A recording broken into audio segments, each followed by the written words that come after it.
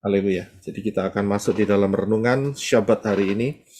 Dan saya akan berikan dari ayat Davar Elohim yang terdapat di dalam, sebentar ya, 2 Samuel 6 ayat 1 sampai yang ke-8. Ya. 2 Samuel 6 ayat 1 sampai yang ke-8. So we are going to read in the teaching of 2 Samuel chapter 6 verse 1 to 18.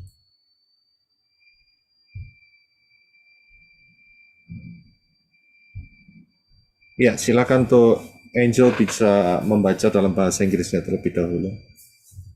So I'm going to be reading in English. 2 Samuel chapter 6 verse 1 to 18. Again, David gathered together all the chosen men of Israel, 30,000. And David arose and went with all the people that were with him from Baal of Judah to bring up from thence the ark of Elohim, whose name is also called by the name of Yahweh of hosts, that dwelleth between the cherubims.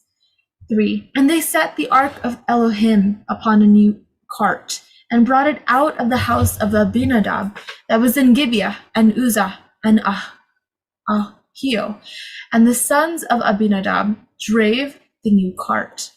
And they brought it out of the house of Abinadab, which was at Gibeah, accompanying the ark of Elohim, and Ahio went before the ark. And David and all the house of Israel played before Yahweh on all manner of instruments made of fir wood, even on harps, and on psalteries, and on timbrels, and on cornets, and on cymbals. Verse 6. And then when they came to Nahon's threshing floor, Uzzah put forth his hand to the ark of Elohim, and took hold of it, for the oxen shook it. And the anger of Yahweh was kindled against Uzzah, and Elohim smote him there for his error. And there he died by the ark of Elohim. And David was displeased, because Yahweh had made a breach upon Uzzah, and he called the name of the place Perez Uzzah to this day. Ya, haleluya. Bisa minta tolong untuk Brother Henok membaca dalam bahasa Indonesianya, silakan. Daud kembali mengumpulkan orang-orang pilihan di Israel sebanyak 30.000 orang. 2. Lalu Daud dan seluruh rakyat yang ada bersamanya bangkit dan pergi dari Baal Yehuda untuk mengangkat dari sana tabut Elohim yang namanya disebut Yahweh Sebaot, Yahweh semesta alam yang bertata di atas kerubim. 3. Mereka menaikkan tabut Elohim itu ke atas sebuah kereta baru dan mengangkatnya dari rumah Abinadab yang ada di atas bukit. Uzzah dan Ahio, anak-anak Abinadab yang menuntun kereta baru itu. 4. Mereka mengangkat tabut Elohim keluar dari rumah Abinadab di atas bukit dan Ahio berjalan di depan tabut itu. 5. Daud serta seluruh kaum Israel sedang menari-nari di hadapan Yahweh dan memainkan seluruh alat musik kayu, cemara, harpa, dan kecapi, juga tamborin, perkusi, dan simbal. 6. Ketika mereka tiba di tempat pengirikan Nahon, Uzzah mengulurkan tangannya pada tabut Elohim dan memegangnya karena lembu-lembu itu hampir menjatuhkannya. 7. Maka murka Yahweh menyala-nyala terhadap Uzzah. Lalu Elohim membunuhnya di sana karena kesalahannya, dan ia mati di sana di dekat tabut Elohim itu. 8. Daud menjadi marah karena murka Yahweh meluap atas Uzzah. Maka ia menamai tempat itu Perez Uzzah sampai hari ini.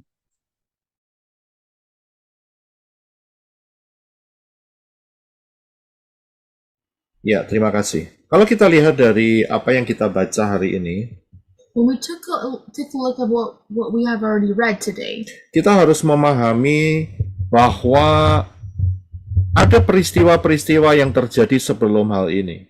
we must understand that there are several events that occurred before this.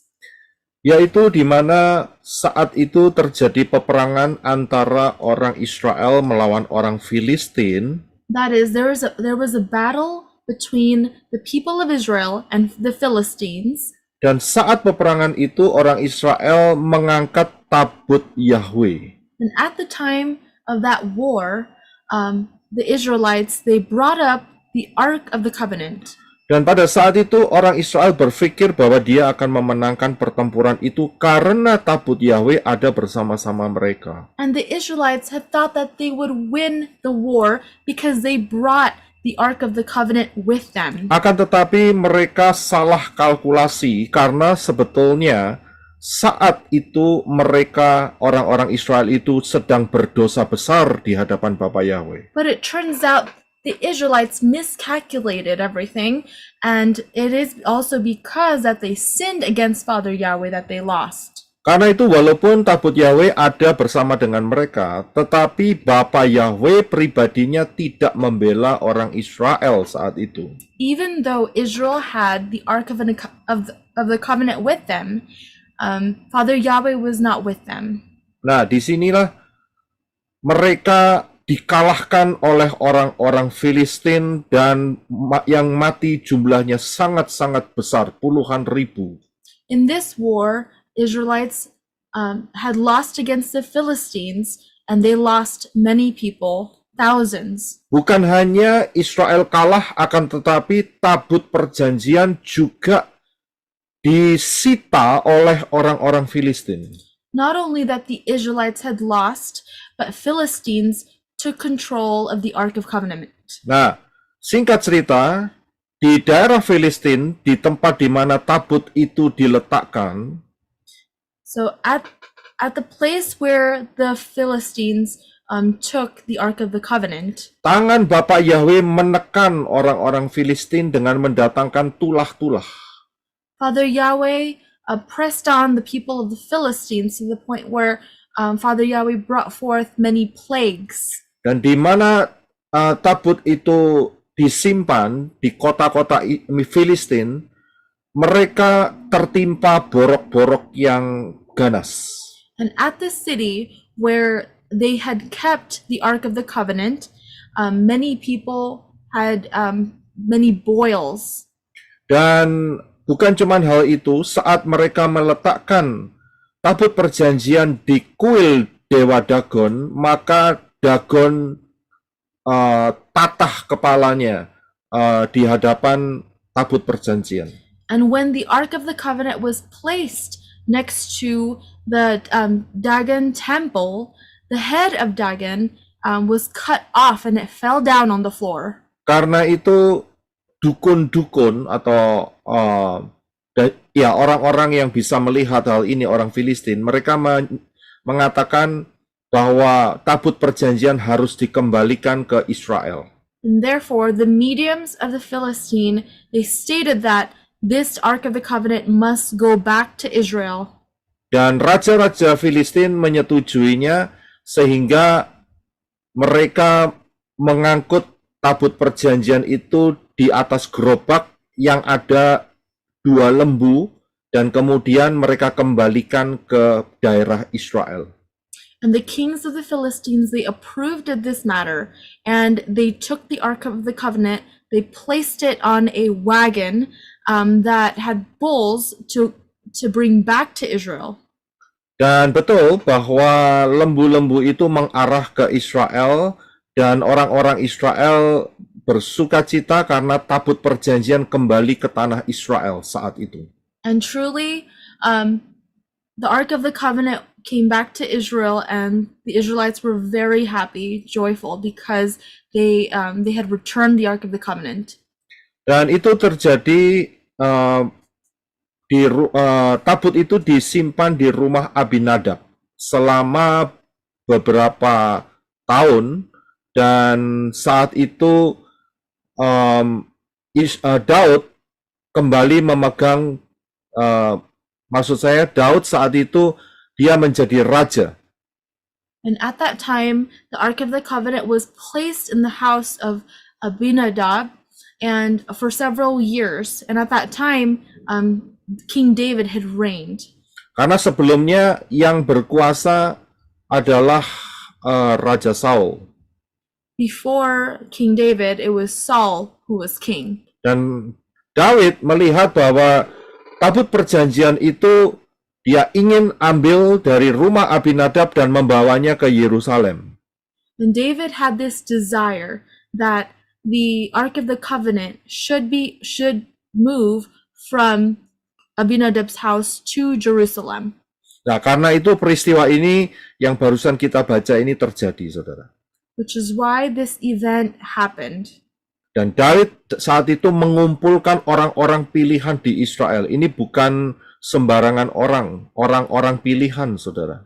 And David gathered certain people, chosen people, to gather around Israel to bring back this Ark of the Covenant. Dan kalau dilihat di dalam ayat yang pertama, jumlah yang dikumpulkan itu 30.000 orang.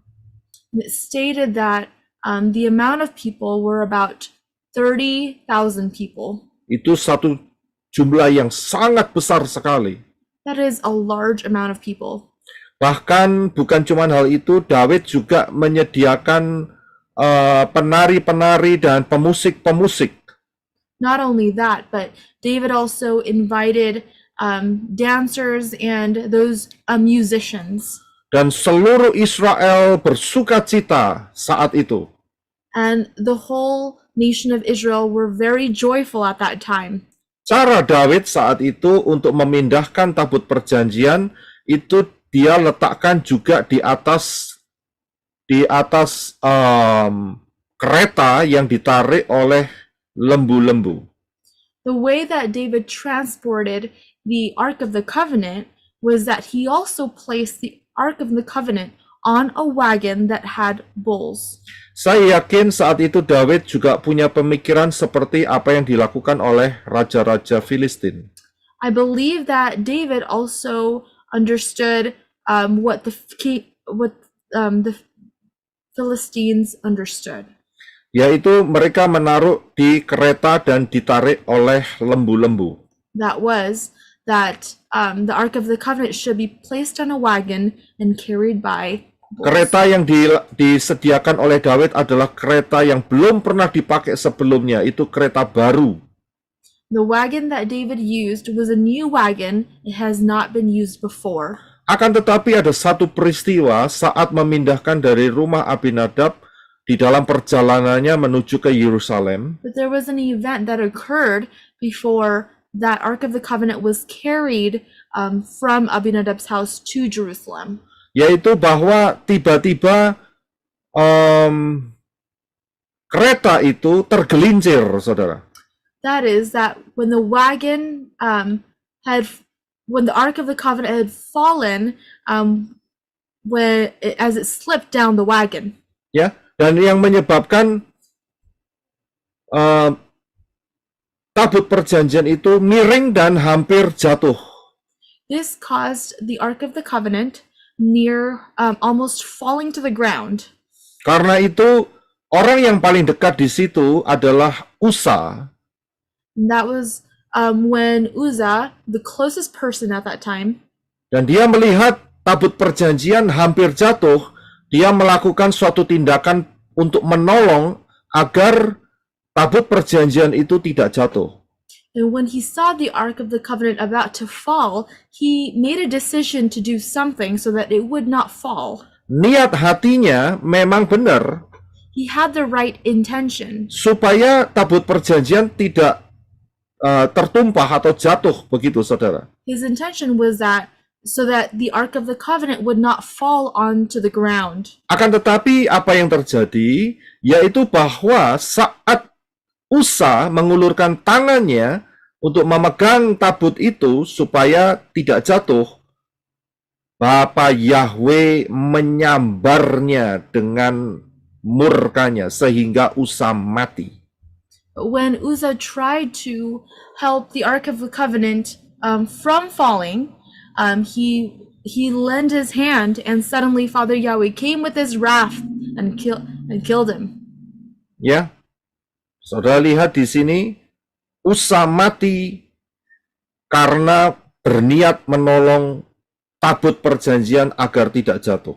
So Uzzah died because he tried to help the Ark of the Covenant not fall on the ground. Kalau kita melihat dari Torah, When we look at in the Torah, maka cara untuk memindahkan tabut perjanjian itu tidak menggunakan kereta yang ditarik lembu. when we look at the Torah, it states that the Ark of the Covenant should not be carried on a wagon that is carried by poles. Cara yang Bapak Yahweh tetapkan untuk membawa tabut perjanjian itu harus dipikul 4 orang dari imam suku Lewi. The way that the Ark of the Covenant should be transported is using 4 people from the tribe of Levi, and it should be carried on 4 corners. Dan mereka yang bertugas untuk membawa ya daripada tabut perjanjian ini harus para imam yang sudah dikuduskan. And those who had roles to carry this Ark of the Covenant should be coming from the Levites, the priests. Jadi tabut perjanjian bukan diletakkan di atas kereta dan ditarik lembu, saudara. So the Ark of the Covenant should not be placed on a wagon carried by bulls. Dan begitu saat di mana Bapak Yahweh menghantam daripada Usa karena kesalahannya itu, dan Daud marah besar saat itu. When Father Yahweh had killed Uzzah because of this matter, David got angry. Ya, nah disinilah kita harus mencermati apa yang dilakukan oleh Daud. From here we must understand what David did. Daud tidak melakukan seperti apa yang diperintahkan oleh Bapak Yahweh. David did not do what Father Yahweh had asked. Daud itu dia mempunyai keinginan yang benar dan mengumpulkan hal-hal yang menurut dia baik adanya. David wanted to do the right thing according to his own eyes. Dia mengumpulkan orang-orang pilihan sebanyak 30.000. He gathered as many as 30,000 people. Dia juga menyiapkan pemusik-pemusik dan penari-penari. He prepared musicians and dancers. Semuanya dibuat rapi dan baik oleh Daud. And he made everything seem so great according to his eyes. Untuk kemuliaan Bapak Yahweh. For the glory of Father Yahweh. Tetapi yang terjadi, Bapak Yahweh tidak memandang itu semua, saudara. But what happened? Father Yahweh did not see that. Ya, bahkan pelanggaran dari Daud ini menyebabkan 1 orang mati saat itu. As a result, unfortunately, 1 man died because of it. Dan disinilah Daud dia berpikir setelah itu, kenapa kok sampai terjadi peristiwa yang sangat mengerikan. And David probably reflected about why this happened. Saya yakin setelah dia marah karena peristiwa ini, akhirnya dia pasti akan berpikir. I believe that after this event, he reflected and thought to himself, Kesalahan Daud adalah tidak mentaati apa yang menjadi keinginan Bapa Yahweh. David's error was that he did not do the desire of Father Yahweh. Dia tidak secara detail untuk melihat apa yang menjadi kehendak Bapa Yahweh terhadap tabut perjanjian, saudara. David did not observe the details of what should be done to transport the Ark of the Covenant. Dia pikir dengan cara orang Filistin itu sudah aman dan bisa memindahkan tabut perjanjian. He thought he could use the Philistines' ways of transporting the Ark of the Covenant. Saudara bisa melihat dalam hal ini suatu kesalahan yang fatal. And if you can see this is such a fatal, such an unfortunate event. Dulu sebagian besar dari kita dari pengajaran Yunani. Before we received lots of knowledge from the Greek perspective. Tetapi saat Bapa Yahweh telah memberikan anugerah dengan membuka Dafar Elohim dengan pola akar Ibrani yang benar dalam kehidupan kita, but after Father Yahweh had opened the word of Elohim, the truth of the word of Elohim in our life, yang kita harus lakukan adalah mentaati keinginan daripada isi hati Bapa Yahweh. We must do what Father Yahweh desires. Bukan melakukan seperti apa yang sudah kita lakukan terlebih dahulu dengan pola Yunani. Not what we have done in the past, according to the Greek perspective. Saat kita dikasih tahu Dafar Elohim bahwa perayaan yang Bapak Yahweh tetapkan adalah 7 hari raya, maka kita harus mentaatinya dan meninggalkan semua perayaan-perayaan yang dulunya kita rayakan, yaitu perayaan pagan. After Father Yahweh told us that the 7 feasts are the feasts that he wants us to celebrate, we must leave other celebrations of pagan holidays. Tapi masih ada anak-anak Bapak Yahweh yang mencampur-campurnya. Ini saya bilang kesalahan yang sangat-sangat fatal. But there are people out there, people who love Father Yahweh, who are still mixing these holidays together, and I think that's fatal. Dan kalau saudara lihat, sementara ini orang-orang yang melakukan campur-campur itu aman-aman saja. And when you see them today, all those people who have mixed these holidays, they look like they're safe. Tapi sebetulnya di dalam alam supranatural, dia mengalami kerusakan kerohanian yang parah. But in the spiritual reality, they're actually experiencing a destruction in their spiritual walk. Bahkan membuka celah yang besar untuk hidupnya diserang oleh Satan. And they've opened opportunities for Satan to attack them. Jadi untuk saudara dan saya yang telah diberi anugerah sama Bapak Yahweh mengenal kebenaran ini, yaitu akar pola Ibrani yang benar, jangan sekali-sekali menoleh ke belakang. So for you and I who already understand the Hebraic roots of the word of Elohim, do not look back. Karena kalau saudara menoleh ke belakang, maka resikonya setan akan melihat ini celah yang bagus untuk menerpa orang itu. Because if you look back, Satan can see that this is a great opportunity to wipe away that person. Di hadapan Daud semuanya sempurna dan baik. In David's eyes, everything seemed perfect and beautiful. Tetapi di hadapan Bapak Yahweh ini sebuah kebodohan karena tidak mentaati Dafar Elohim. But in Father Yahweh's eyes, this is foolishness and it's disobedience because he's not obeying the word of Elohim. Bahkan Daud sempat marah karena kebodohan ini. And David was also angry because of this foolishness. Jadi dari sini kita harus belajar jangan sampai yang kita lakukan ini menyakiti hati Bapak Yahweh. So we have to make sure that whatever we do, we must not hurt Father Yahweh's feelings. Karena caranya salah. Because of the wrong way. Cara yang telah Bapak Yahweh tetapkan itu sesuai dengan Torah dan tidak pernah keluar dari pola akar Ibrani yang benar. And the true way should not leave Israel's Hebraic roots. Yang rugi siapa? Whose loss is it? Yang rugi adalah keluarganya Usa.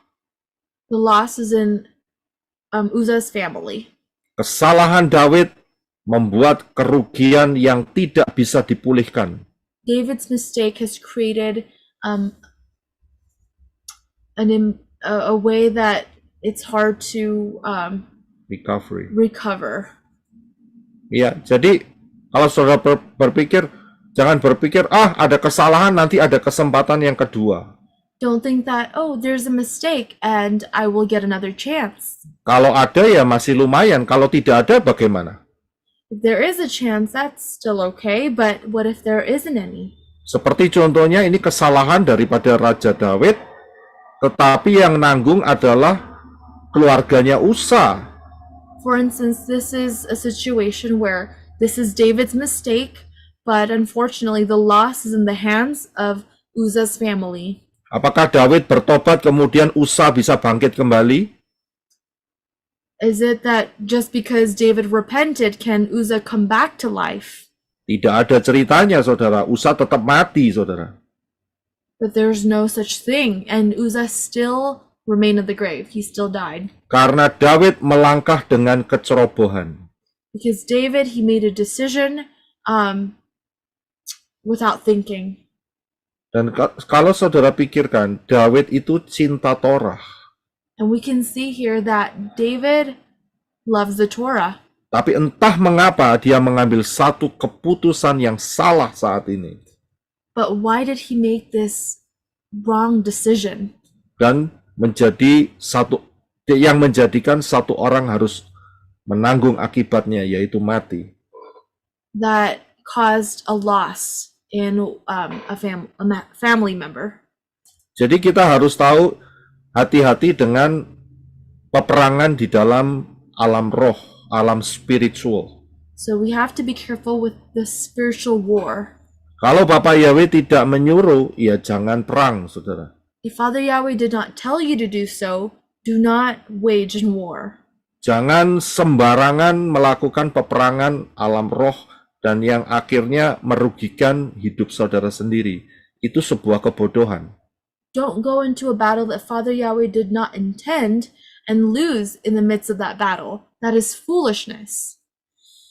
Jadi kita harus mencari kehendak Bapa Yahweh melalui Dafar Elohim supaya apa yang kita lakukan ini tidak menyimpang dari kebenaran Dafar Elohim. So we have to do the will of Father Yahweh so that whatever we do is not out of the way of Father Yahweh. Karena begitu ada peristiwa dan merugikan, itu tidak bisa kembali lagi.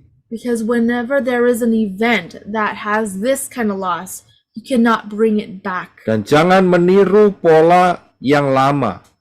And don't follow the old pattern. Kita sudah diperbaharui. We are renewed. Karena itu kita harus tetap menggali apa yang telah Bapa Yahweh berikan di dalam kehidupan saudara dan saya.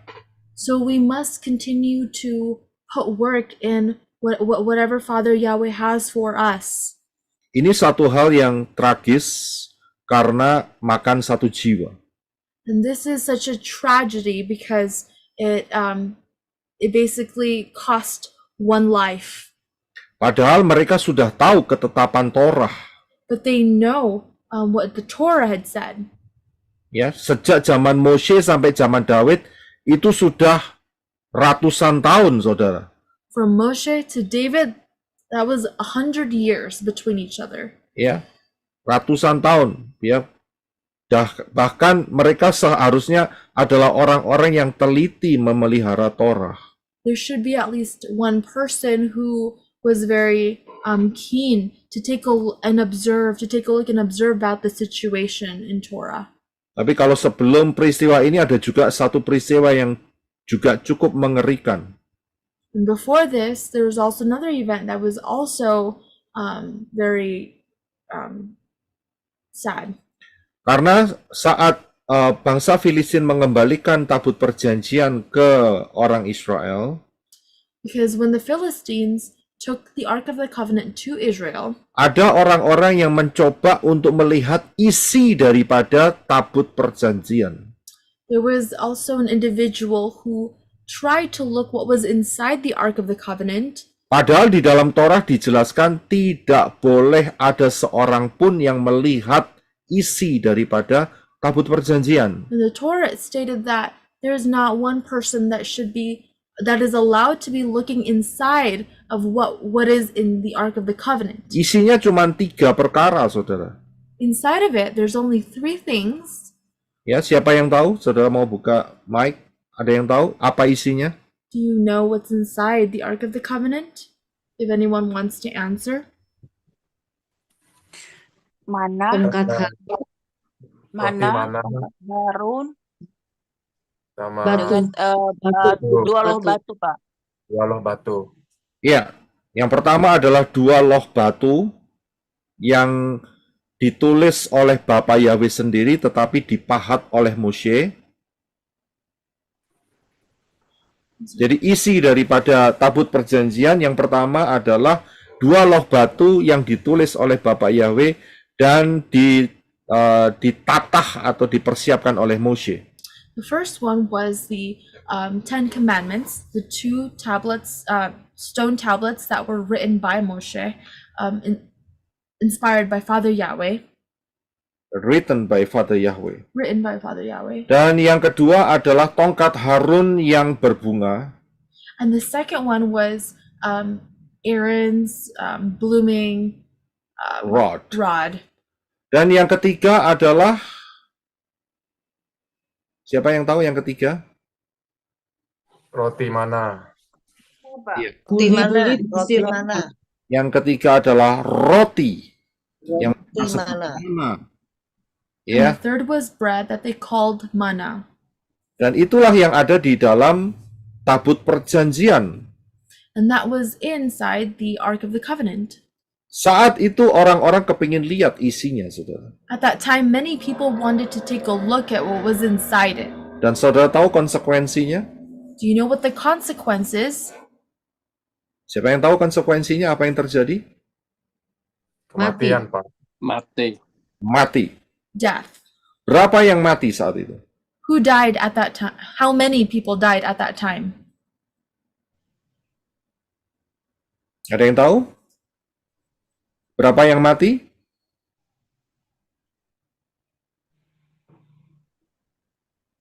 Ribu. Kebanyakan kalau 3.000 mah, kebanyakan. Ya. Sister Connie? Enggak, keluar suaranya. 50 orang. 50 terlalu sedikit. Yang mati adalah 70. There were 70 people that died. Ya.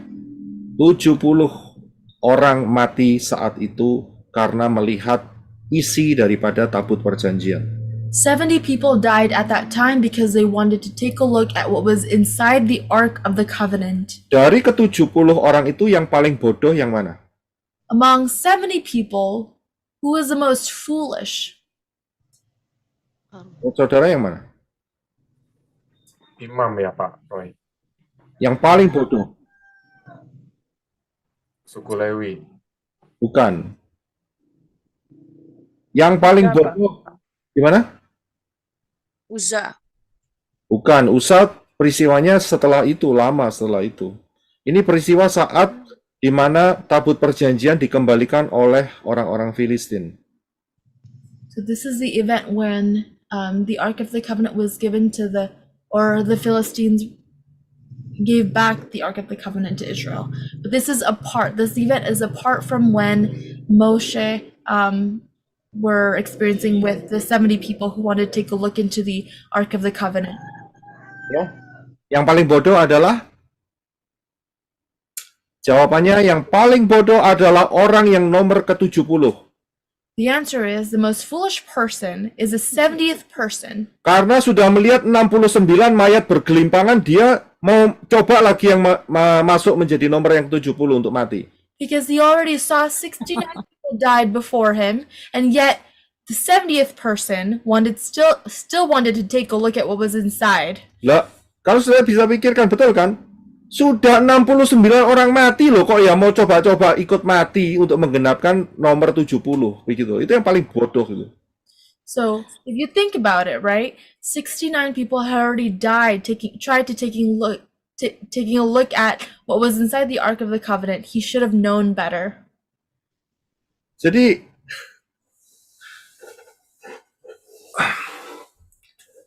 inilah dia dosa keturunan dari Hawa. This is what it is. It is a generational sin from Eve. Sudah dikasih tahu jangan makan, They've been already told, do not eat it, tetapi mau dicoba juga untuk dimakan. but she still wanted to try to eat it. Ya konsekuensinya setelah makan dia tidak bisa kembali lagi ke posisi yang semula. And as a consequence, they cannot go back to their original place. Dia tidak bisa lagi masuk di dalam Taman Eden, akhirnya terbuang. And she could not go back to the Garden of Eden. As a result, they were thrown out. Sama seperti orang-orang ini, apalagi yang nomor 70. Just like all these people, especially person number 70. Lah sudah 69 baris mati semua, lah kok dia ya kepengen mati sekalian. And he already knew that 69 people were in line to die, and he went for it and died too. Ya, dari hal ini kita harus belajar From here, we need to learn. apa yang dilakukan oleh Daud adalah sebuah kesalahan yang fatal. What David did was such a fatal mistake. Dia sudah tahu Torah. He already knew the Torah. Di sekeliling dia itu ada imam-imam.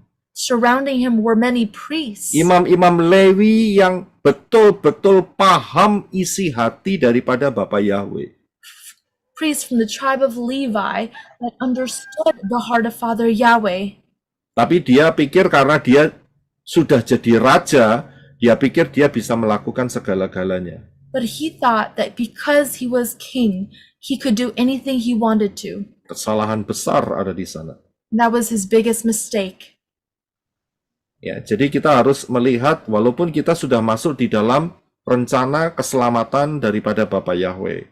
Please understand, even though we've already gone into his plan, his salvation plan, Tetapi kita tidak bisa mempermainkan kemurahan Bapa Yahweh. we cannot play with the grace of Father Yahweh. Ya, kalau tidak fatal dan tidak bisa dikembalikan lagi. If not, the results are fatal and it cannot be brought back again.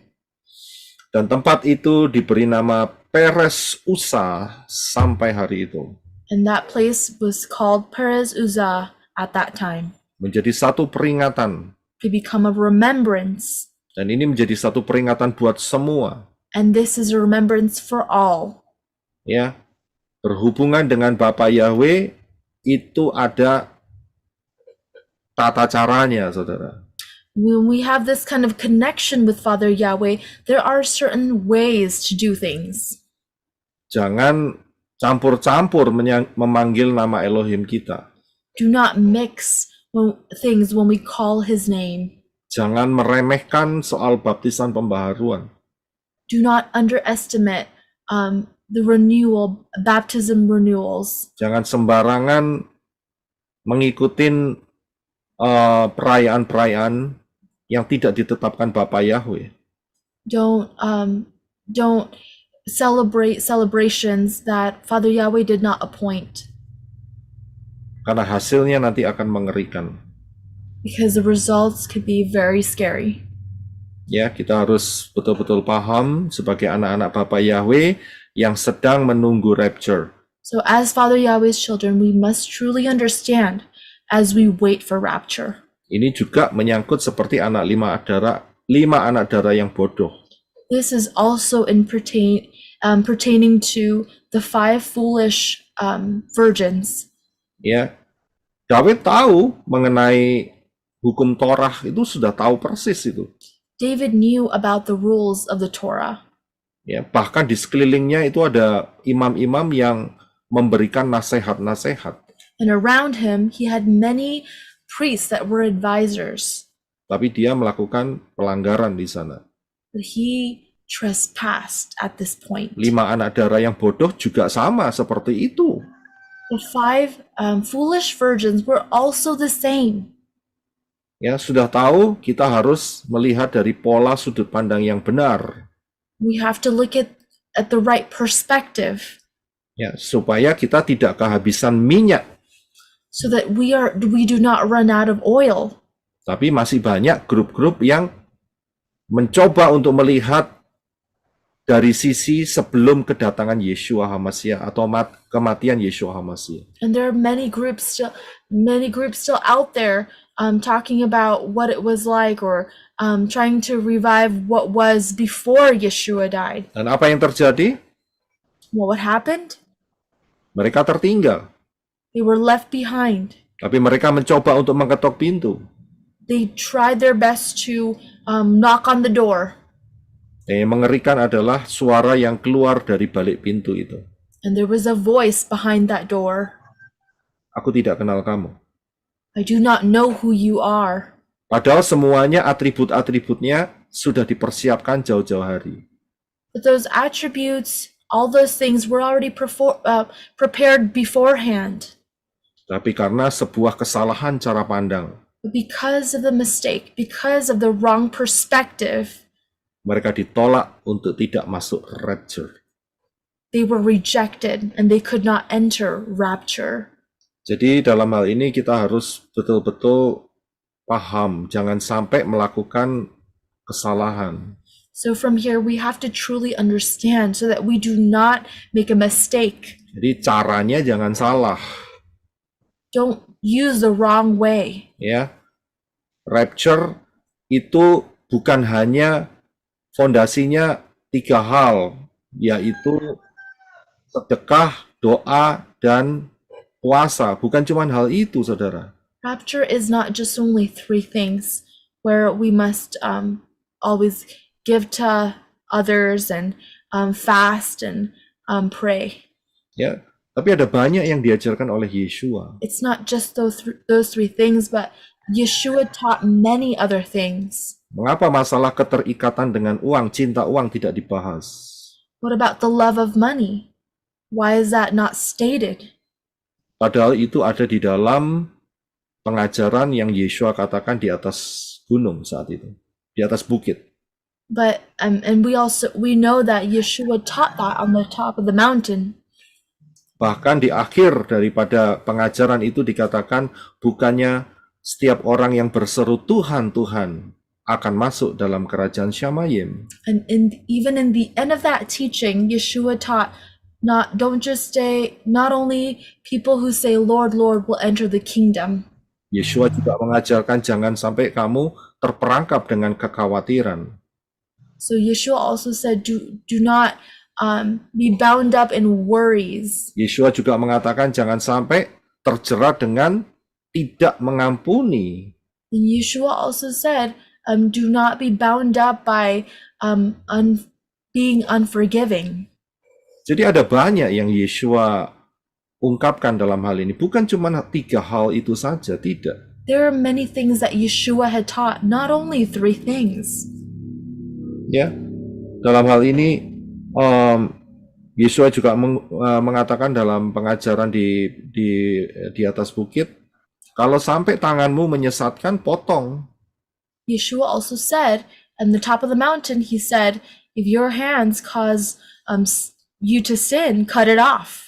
Ya, bukan berarti tangannya dipotong, diamputasi begitu, tidak. Tetapi keinginan, ya, kedagingan itu harus dipotong. That didn't mean to actually amputate your arm. It means that you have to cut off all sin.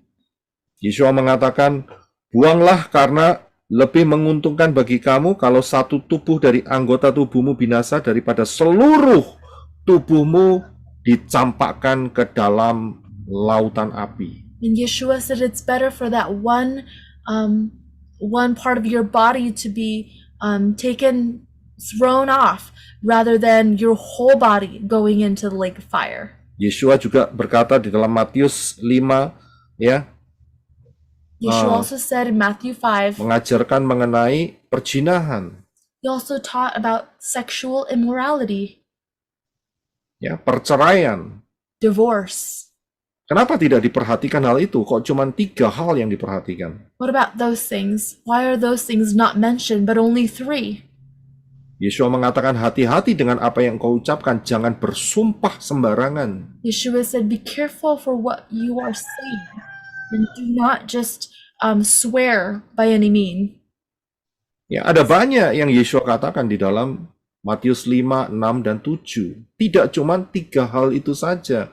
Sedekah, kemudian berdoa, dan berpuasa. Lebih dari itu. Yeshua said so many things. He taught many things, not only just to give to the poor or fast or to pray. Yeshua juga mengatakan, kamu harus membangun fondasi rumahmu di atas batu karang, bukan di atas pasir. Yeshua also said that we must build our house on top of a stone, not on top of sand. Jadi supaya kehidupan kerohanian kita kuat, tidak gampang dirobohkan. So that our spiritual life will be strong and not easy to be broken into. Jadi ada banyak hal, saudara bisa baca sendiri, Matius 5, 6, dan 7. So he said so many things in Matthew 6 and 7. 5, 6, and 7. 5, 6, and 7. Jadi terlalu sempit sekali kalau hanya 3 hal saja yang dibahas untuk dapat masuk kriteria masuk rapture. So the three things that were mentioned were only a part of it. There are so many other things that Yeshua taught.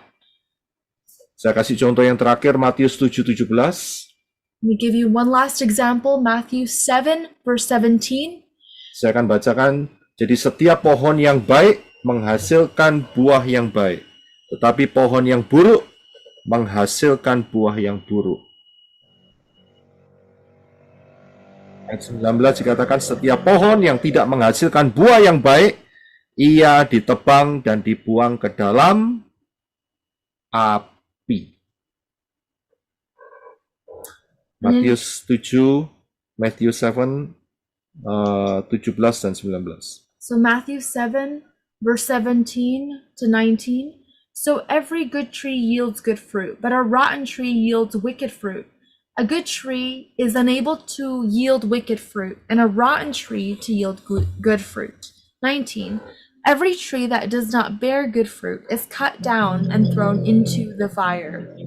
Kalau saudara lihat, apa yang dikatakan Yeshua ini sama dengan apa yang dikatakan oleh Yohanes Pembaptis. And if you take a look at this, whatever Yeshua said was exactly what John the Baptist had stated. Yohanes Pembaptis mengatakan bahwa hasilkan buah-buah pertobatan, kalau tidak kamu akan dipotong dan akan dibuang ke dalam lautan api juga. And they both stated that bear fruit or else you will be cut down and thrown into the lake of fire. Jadi bukan soal tiga hal itu saja, cuman sedekah, berdoa, dan berpuasa. So it's not just those three things that you must give to the poor, fast, and pray. Ada banyak yang harus kita perhatikan. There are many other things that we must pay attention to. Jangan sampai melakukan kesalahan dan tidak bisa kembali lagi gara-gara ditolak seperti 5 anak darah yang bodoh. And don't make a mistake to the point that you might even be rejected, that you won't enter rapture. Just like those 5 foolish virgins. Daud bertobat saat itu. Did David repent at that Setelah time? peristiwa Perez Uzzah, After the Uzzah Perez event? dia bertobat tidak? Did he repent or no? Dia bertobat. He did repent. Di dalam pasal berikutnya nanti kita akan lihat, kita akan bahas di lain kesempatan. Dia bertobat, dia melakukan persis yang Torah perintahkan. In the following verses we will see David did repent. He did exactly what the Torah stated. Tapi apakah pertobatan Daud membuat Uzzah hidup kembali? But did David's repentance bring back Uzzah? Kalau Uzzah punya anak kecil, apakah dia keluarganya tidak mengalami satu malapetaka karena ayahnya mati disambar oleh Bapa Yahweh? If, for instance, Uzzah had a child in his family, do you think that they could bring him back the loss of the child's father figure? Jadi kita harus hati-hati dengan langkah-langkah saudara di dalam menghadapi pengajaran-pengajaran di luar sana. So we must be careful with those teachings out there. Kalau saudara nanti di dalam sesi pertanyaan dalam minggu depan mungkin ada pertanyaan mengenai pengajaran ini, pengajaran itu, ungkapkan saja karena kita sudah harus waspada, saudara. If you have any questions about the teachings of all those things, bring it up because those things we must talk about. Nggak usah sungkan-sungkan, waktunya sudah tinggal sedikit. Lah setan ini bergerak untuk ekornya bergerak untuk merontokkan sepertiga bintang, yaitu orang-orang pilihan. Don't feel ashamed or shy because Satan is trying to wipe out a third of those stars. Jadi jangan sampai saudara di belakang bingung sendiri, nggak jelas, akhirnya tersesat. Yang rugi ya saudara sendiri. So don't be just staying in the back and not asking questions and not clarifying these things. That would be your loss. Ya, jadi saudara ungkapkan ini ada pengajaran seperti ini. Ayo kita lihat daftar Elohimnya, fondasinya ada di mana. Kita harus bisa melihat hal itu. So you can say something like, hey, maybe this is a new teaching coming up. What's the foundation of this teaching? So we can discuss it and talk about it together so we can learn and understand where the foundation is. Kalau saudara menutupin ya akhirnya banyak korban yang akan berjatuhan. And if you close it off, then there will be many sacrifices and many fatalities that will happen in the future. Karena pengajaran-pengajaran yang di luar itu sistemnya bergerilya. Tahu saudara ya, sistem gerilya.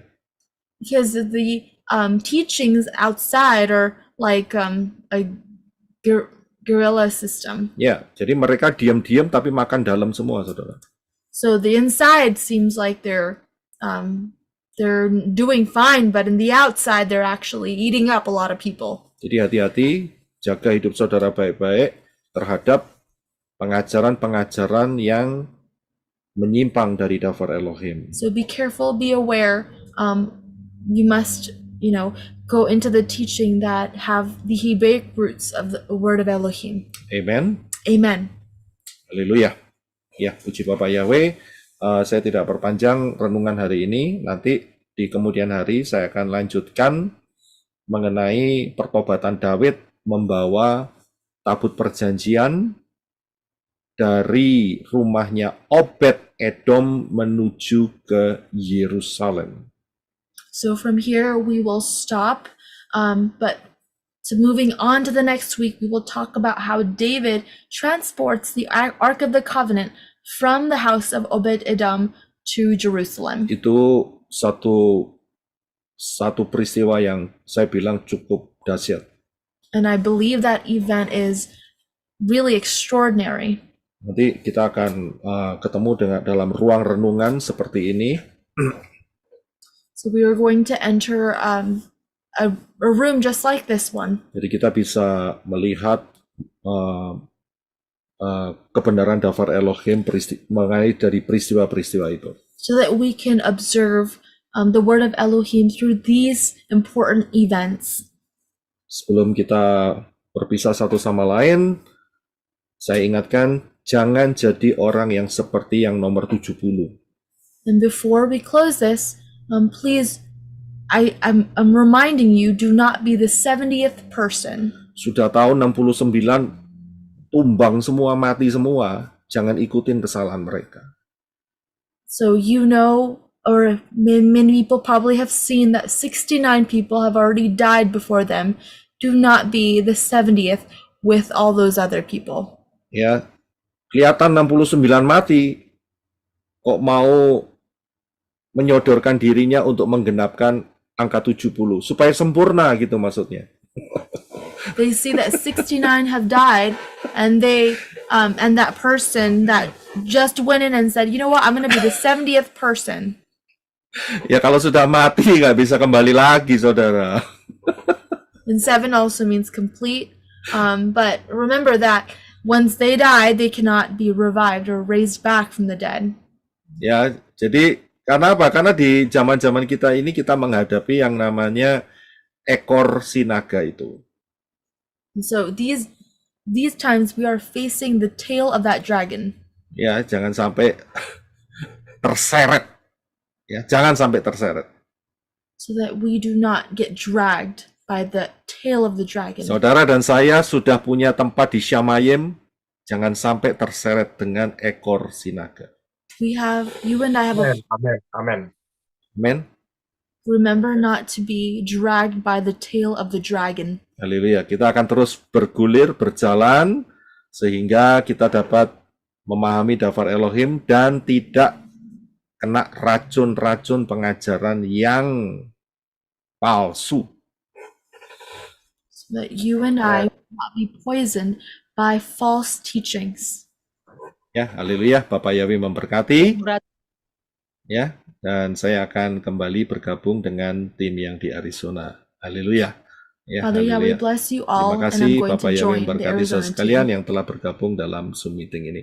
Saya akan tutup dengan doa, nanti saya akan bergabung dengan tim Arizona terlebih dahulu. Terima kasih Bapak Yahweh memberkati saudara sekalian.